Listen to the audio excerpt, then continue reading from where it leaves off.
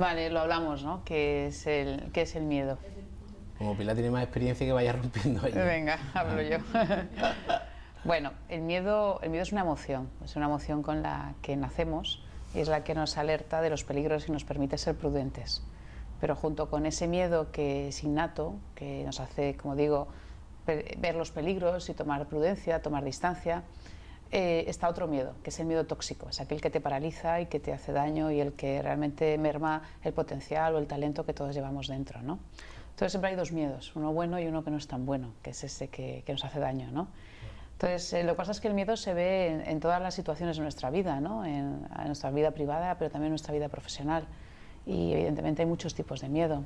Pero lo interesante es que sí, el miedo es como una emoción que se siente y que se reconoce hasta en la cara, en los gestos, en el estómago y en las ganas a veces de salir corriendo, ¿no? Claro, claro. Ese es el miedo desde el punto de vista, digamos, teórico, conceptual, pero bueno, Claro. todos lo hemos vivido, yo creo, ¿no? No, está claro. Yo, por ejemplo, que la profesión mía, la que he desarrollado hasta hace poco, pues es un concepto que los toreros nos acostumbramos mucho a hablar del miedo, ¿no? Y todo el mundo te pregunta, y todos los toreros tienen miedo, hay algún día que no tengas miedo, y los toreros siempre tenemos miedo, ¿no? Es imposible no tener miedo cuando vas a torear. Sí es verdad que yo defiendo que, curiosamente, lo que tú estás hablando, Pilar, para torear bien hace falta pasar miedo. Sí, ¿Pero en qué sentido? ¿Antes de ir o a qué te refieres? Claro, normalmente cuando tú en la plaza eres capaz de vencer el miedo es cuando puedes realizar tu mejor faena. Y el torero cuando lo pasa peor, o yo por lo menos, y con la mayoría de los compañeros que lo hablo, los toreros entre nosotros es difícil que hablemos de este tema, pero yo una vez que me he retirado y, como te comentaba antes, que apodero toreros, sí, hablo con ellos y hablo con otros compañeros. El torero cuando lo peor lo pasa es antes de la corrida. El día antes, la mañana antes, el hotel. El hotel es el momento más duro para el torero. Una vez que llegas a la plaza ya, quizás será también porque como no tienes escapatoria, ¿no? Pues ya tienes que tirar hacia adelante. Hasta ese momento se te pasa de todo por la cabeza, ¿no? Lo que tú decías de desaparecer, a mí me ha pasado, ¿no? Yo había un momento que estaba en un hotel antes de torear y yo pensaba para mí, bueno, y si yo me quito de en medio, ¿qué pasaría? ¿Y cuál es el principal miedo? Mira, yo creo que hay un miedo físico al toro, evidentemente, no te voy a negar que no. Lógico. Y el torero, lo que pasa es que los toreros asumimos que un toro nos pueda coger y nos pueda herir, pero el mayor miedo es al fracaso.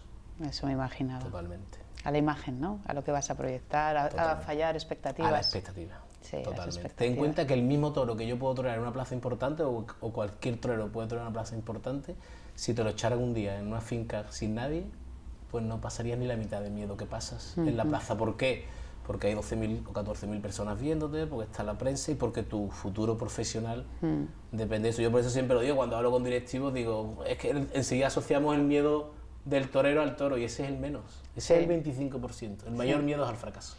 Sí, pero fíjate que lo que has dicho en el fondo es una pista interesante del miedo. Primero, en la mayor parte de nuestros miedos nos lo creamos nosotros, o sea, antes, ¿no? Siempre el que va a ocurrir, el que va a pasar.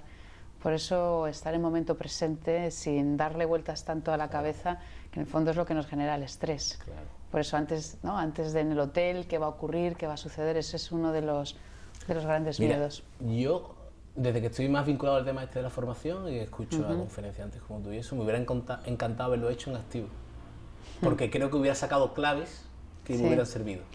Sí, pero también fíjate, hay un tema que yo no sé si lo habrás vivido tú en tu experiencia, al menos yo como conferenciante lo he vivido.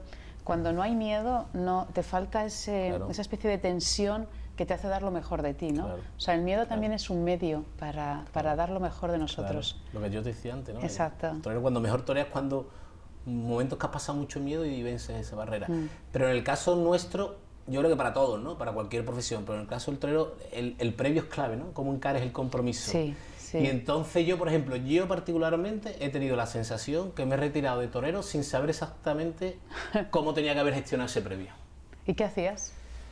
Pues hacía una cosa que ahora lo veo y quizás sea una locura. Y es más, intento a mis toreros hablar con ellos y intentar que ellos descubran cuál es la mejor forma de llevar el previo. Yo por ejemplo, y la mayoría de los toreros, ahora quizás está cambiando un poco la moda, pero el día de la corrida, terminar de comer, que comes temprano, y meterte en tu habitación donde te vas a vestir de torero y pegarte 6 horas solo ahí, antes de vestirte de torero, Ostras, eso es duro. yo creo que es una locura. Y yo lo hacía, ¿eh? Y yo lo hacía. Y yo los primeros años, incluso algunas veces conseguía dormir un poco la siesta. Yo creo que un poco por la inconsciencia. Pero a medida que la profesión te va curtiendo y eres más consciente de lo que te juega.